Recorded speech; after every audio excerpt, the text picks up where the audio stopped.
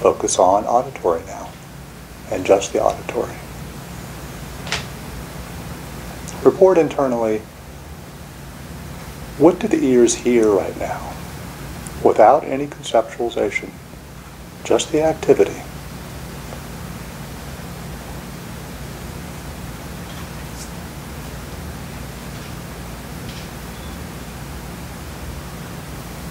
And now the sense of smell, the olfactory sense. Breathe in deeply and report. What does the nose smell? And only what it smells. Without concept, please. Well, with as minimal concept as possible. Just the activity. Don't answer these questions purely intellectually. Go through the experience.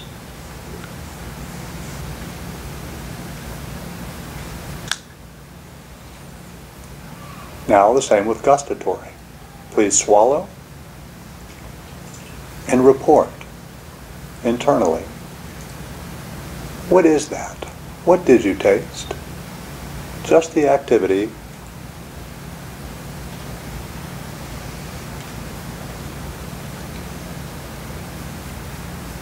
Remain still just for another moment.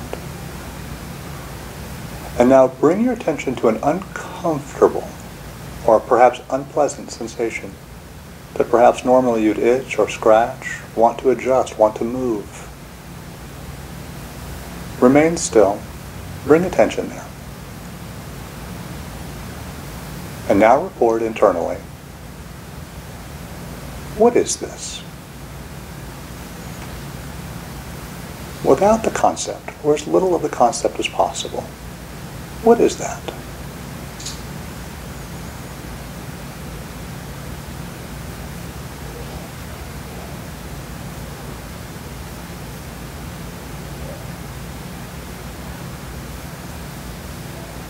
Don't forget there's what's happening and then there are our stories or our relationship to what's happening. On your own, take a minute and go through the 5 sense faculties once more and see if you can separate out the distinction between what the sense faculty is doing. Simply seeing, hearing, smelling, tasting, sensing. And to recognize the difference between that and the stories about what is happening. So now that you've cultivated a non-reactive attention, report non-reactively, internally report, in the simplest, the most radically simple way possible. One sense faculty at a time, please, in the training.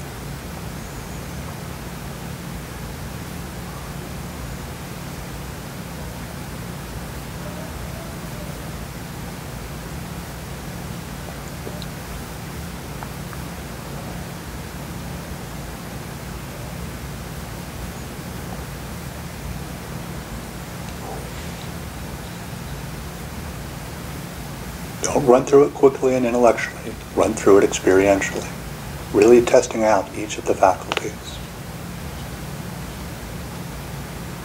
Clearly there is the tendency to believe what you see, smell, taste, sense, etc.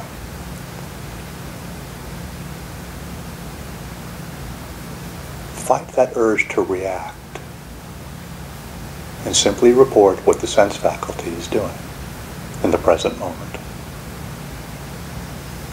Try once more.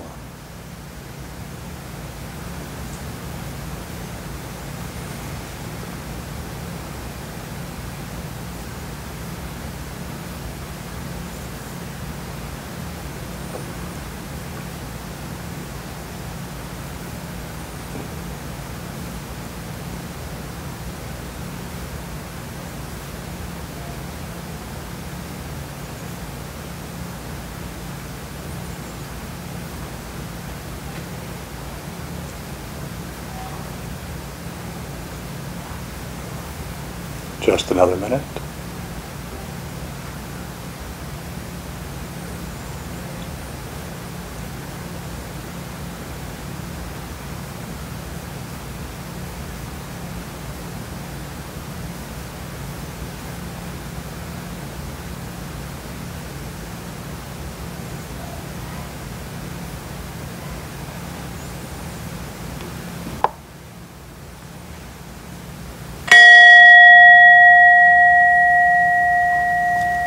Please take a few minutes silently and mindfully stretch, relax.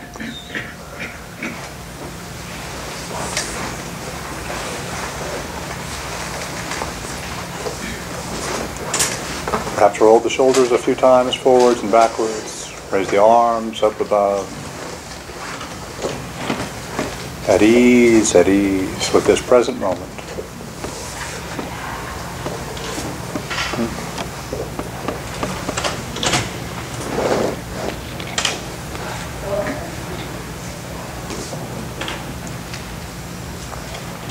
And when you're ready, please have pen and paper.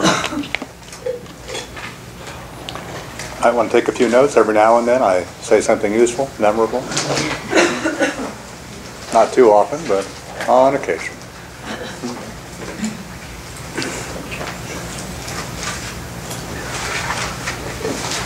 And at our age, living here in this type of community, Sarasota and Venice, pen and pen is even more useful than before in your younger years.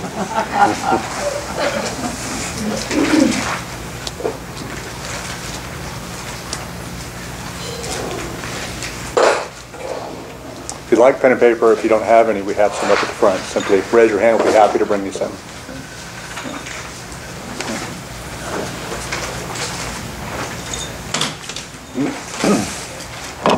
And I would like to urge all of you to have this piece of paper, since this is what we'll be working on this morning. It says Mindful Ethics and Precepts. If you don't have one, simply raise your hand. We'll be happy to bring you one. Just 2. 3. Okay.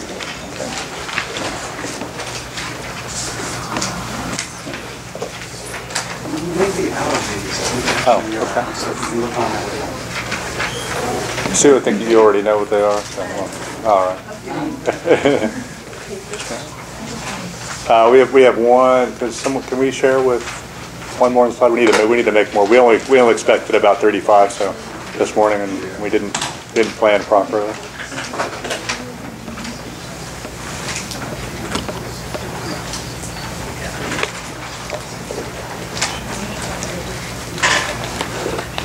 Okay. So let's begin first just by going over the meditation, because this is what we're obviously requesting you to practice at home each day. So we began with, I don't really mind whatever aspiration or intention you'd like to set from, if you have teachers from previous traditions or other traditions, you can use ecumenical, you can use Albert Einstein, I don't mind, whatever helps you to set your intention. Please set an intention before you practice, so that the practice that you're doing meets that intention, begins to. So if we're talking about loving kindness, then if we do mindfulness practice, that the mindfulness practice meets the inspiration. That's the idea about behind setting an intention first. Okay. So whatever useful. If you want to do St. Francis of Assisi, no problem. No problem at all. In fact, in coming weeks, I'll be encouraging you to sign up, and each of you can bring in a reading that's been useful for you or most helpful to you in your life, meaningful, from any of your teachers or something you've seen online or in a book, or maybe you've come up with on your own, no problem. Simply bring it in, and we'll do the Metta Sutta and some other inspiration from another tradition is fine, no problem at all. Okay? So, first thing, intention. Second thing, cultivating a relaxation response. So questions about the cultivation of the relaxation response. Obviously, the two primary enemies or the two primary hindrances to cultivating a relaxation response. Let's say 3. First, your posture that you come in with, right? So there are certainly postures that would be indicative of tension. Like, for example, looking at a posture and thinking, well, that's the way I'm supposed to sit, right? So, which is just a ritualized form, is all a posture is a ritualized form. A lot of people come in and they see the Buddha sitting like that, or they see Rose sitting like that, and they think that's how, if I were maybe a good practitioner, I'd be sitting like that, something like that, right? Is it possible you could be sitting like that and absolutely be in pain and not developing a relaxation response? Yes. Absolutely. So I'm going to encourage you not to do that. And then